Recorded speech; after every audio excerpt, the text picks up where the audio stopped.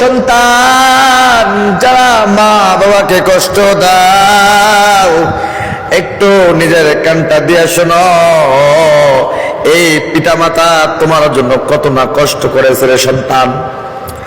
তোমার মা তোমার জন্য কত কষ্ট করেছে, তোমার বাবা তোমার জন্য কত কষ্ট করেছে। রাতের পর রাত পিতা ঘাম ঝরাইছে, তোমার মা তোমাকে লালন পালন করে বড় করেছে।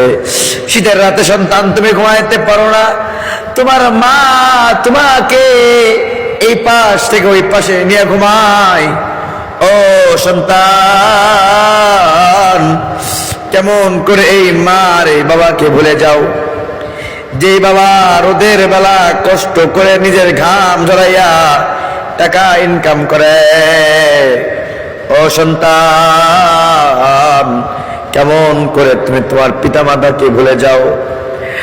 আজকে তুমি বড় হওয়ার পর তোমার মাকে বাবাকে ভুলে যাও। আল্লাহ পাক রব্বুল আলামিন কুরআনুল কারীমের মধ্যে বলেন, ওয়াকাদা রাব্বুকা আল্লা তা'বুদু ইল্লা ইয়্যাহু ওয়া বিল ওয়ালিদাইনি ইহসানা। ও সন্তান, তোমরা তোমার পিতা মাতার সাথে সৎ আচরণ করো, কারণ কি শৈশবকালে তোমার পিতা তোমার মাতা